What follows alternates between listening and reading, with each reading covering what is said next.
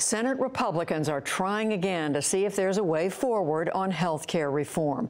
Their latest bill to replace Obamacare collapsed yesterday, but party leaders now say it may not be dead yet after a repeal-only option also ran into opposition.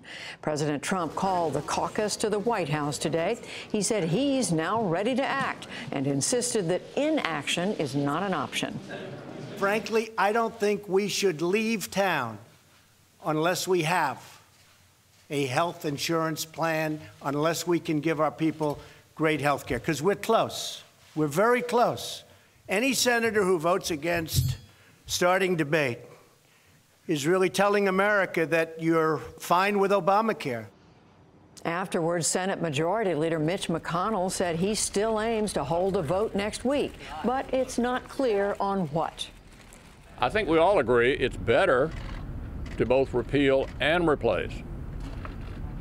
But we could have a vote on either.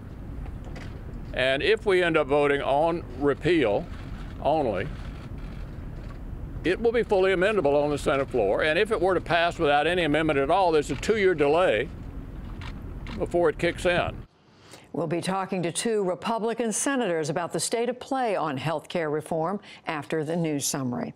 Separately, there's word that President Trump is ending a CIA program to arm and train moderate rebels in Syria.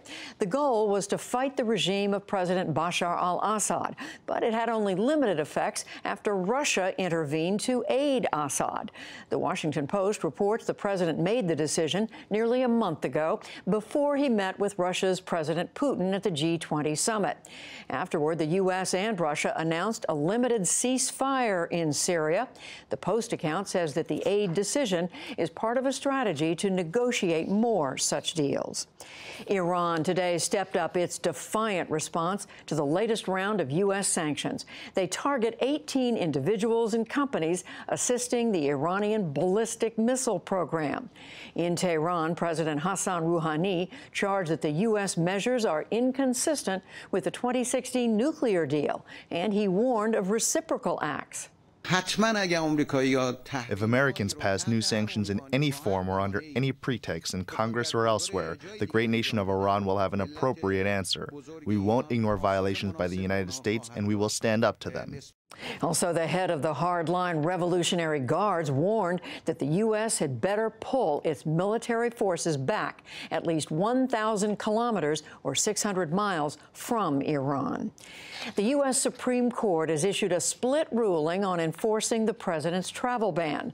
The court today allowed the administration to strictly enforce a ban on refugees, while an appeal moves through lower courts. But the justices expanded the list of people from 6 mostly Muslim nations who are allowed to visit the U.S.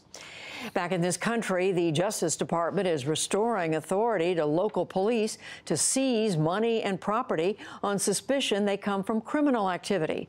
The assets can be taken even without criminal charges being brought.